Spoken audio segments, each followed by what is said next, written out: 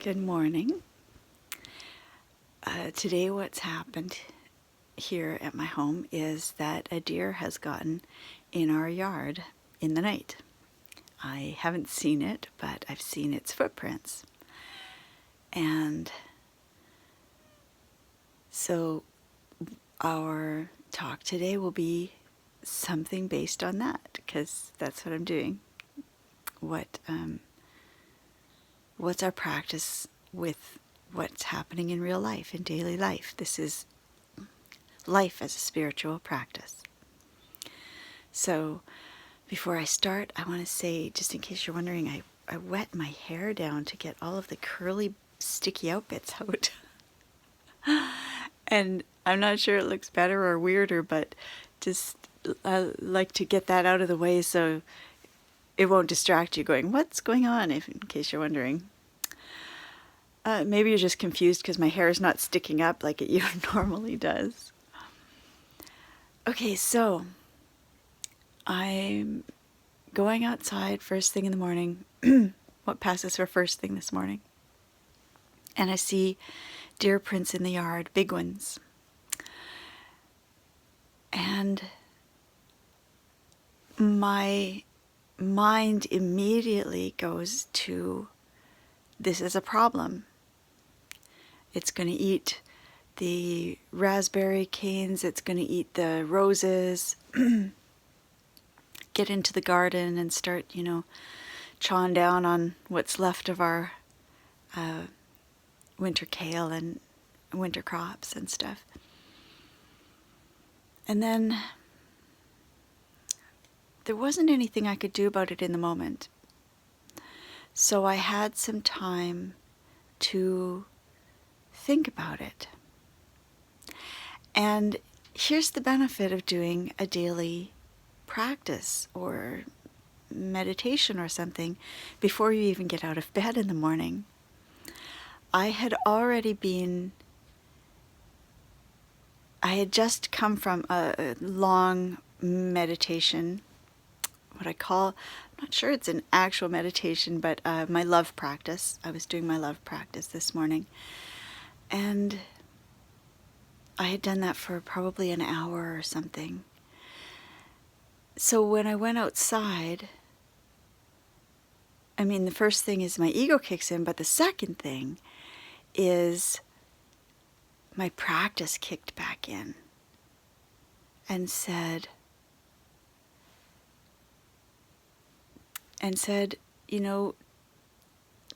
basically, okay, well, you can get all upset about this and disrupt your equilibrium and call forth all kinds of cortisol and stress hormones and such, and impact my body and mind and energy field in an unproductive way. Or what's being called forth here? What's my other alternative? What's the higher perspective that I could bring? And actually, this video practice is another practice that helps me do that. That's part of why I was going to say that's why I am doing this. It's not why I started it. I started it because something inside me said I should do this. And I didn't know why, but here it is. Here's one of the reasons. When I know that I'm coming back to do my video, I'm already in that mode of, okay, I have to find the deeper meaning or the higher perspective or something. It's that extra little boost in my awareness to help me bring myself back to that level of observation, to that level of interaction with my life, with the world. So between the two of those, what did I come to? I came to, it would be much nicer to just stay in the love feeling, the love field, the love frequency, than to get all stressed about it or start telling myself stories about how this is a problem and what it puts at risk and that sort of thing.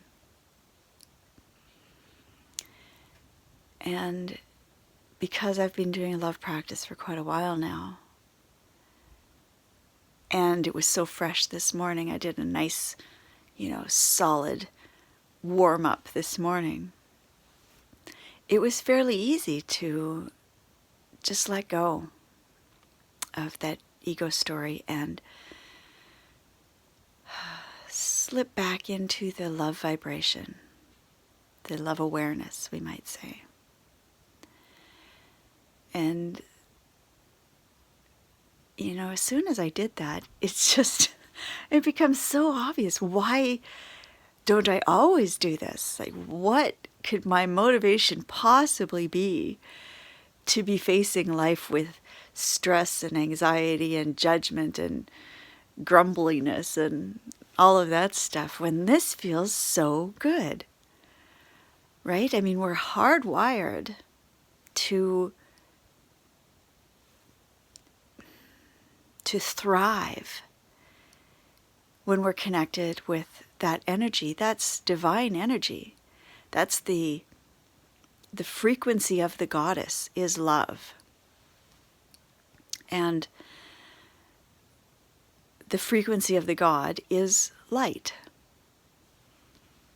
Since we're going there, imagine that you're taking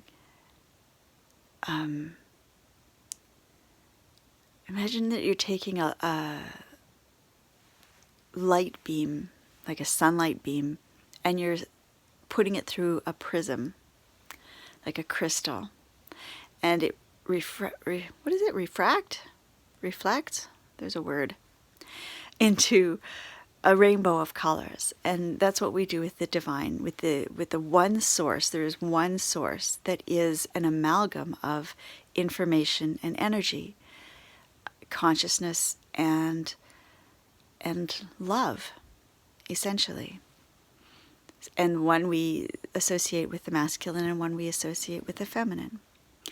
So I'm diverting. The real message that I got today and that I would like to share with you is that we have that choice all the time to let the ego take the control again, take the reins again, and start driving us into stress ideas and problem ideas. Or we have the opportunity to rise above that or go deeper than that and say, what deeper perspective can I have? What's the meaning coming through? What's the divine trying to tell me? Where's my opportunity for growth here? Any of these kind of questions that that make life yoga. Yoga meaning union, right? Union of the material level with the spiritual level. So, as one of my friends in when I was at the ashram used to say, it's all yoga, baby. Everything we did at the ashram, it was always clear. In some way, this is yoga. This is a practice. This is an awareness coming through. And life is like that. Now we get to do that in real life. That's where we're going in the spiritual rebirth that's going on right now. So,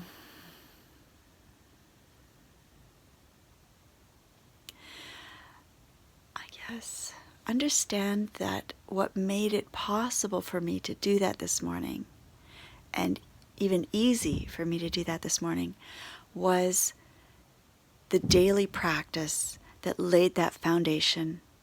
The morning practice, first thing in the morning, so that when I get up, I'm already in that mode. And a kind of an accountability almost, or another practice that you're working, that you're coming to in a little while that day, that's a reminder of, oh yeah, this is why I want to do this now. That accountability could be your reflection in your journal.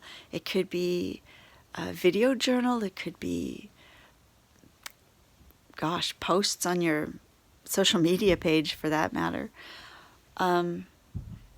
It could be a checking in with a friend that you have kind of a partnership going where you reflect for each other or check in with each other on spiritual things or whatever it is that inspires you to look for that other level or reminds you that it's a good idea to look, because we just forget, right? That's why we're not living in spiritual connection all the time. We just forget. How can we remember? These are some things that are helping me remember. So I wanted to share that process with you and just share that, how it's helped me today and what the benefits are of doing these regular daily practices and like first thing in the morning practice and that sort of thing. All right. So what do you think your practice would be today coming from this? Okay, here's one. See if you can't build into your day some kind of accountability reminder, like I have with the videos. Is there someone you can connect with on a daily basis and say, here's what I'm learning from my life situation today? This is a beautiful practice. I love this because what it's doing is elevating daily life into a spiritual practice. This is life as a spiritual practice. When I'm teaching Wicca, I call this living La Vida Wicca. It's, it's living it. It's not just thinking about it. It's not setting aside a time where you go and you pray and you meditate and you whatever, and it cut off from the rest of your life. It's the whole thing is, how can we manifest that in our daily engagement with the world and with our bodies for that matter? So see if you can't find a way to build something like that into your day, into your everyday. Something that you know you're going to check in with at a certain time, maybe lunch hour or something. And it doesn't have to be long. It can be 5-10 minutes, a phone call, a journaling, whatever. And just that knowing that you're coming back to and you're needing to find a reminder for that. I have a minute. I don't really have a minute, but I will tell you this quickly. I play this kind of a game with my goddess child. She's not a godchild because none of us are Catholic. She's my goddess child. And she's been coming over. Essentially, she spends a day a week with me since she was born, pretty much, as much as reasonable. And every week I ask her, what have you learned this week? And she's always racking her brain, and I have to come up with one too. And what's fun is she's now 18 and she's on a 9-month trip, I think, and living in Australia for the first few months. So I'm talking with her in Australia, and I asked her, what have you learned about yourself? And I thought, that just felt like, when it came through, it felt like the greatest gift I could give her in our weekly chats is to remind her to look for what she's learning about herself and to bring that to consciousness, and to speak it just embeds that so much more in her awareness. And it sets this little tone. The rest of the week, she pays attention to what she's learned so that she can try to remember to tell me on our day what it was. And now she's going to be paying attention to what she's learned about herself. So we're just doing that once a week, and it still has that effect. And this is a beautiful game to do with kids if you haven't tried it, Actually, it's a beautiful game to do with adults as well. Especially, what have you learned about yourself? Or what have you learned about life? So, with that, I will leave you. I'm losing my voice anyway, it seems.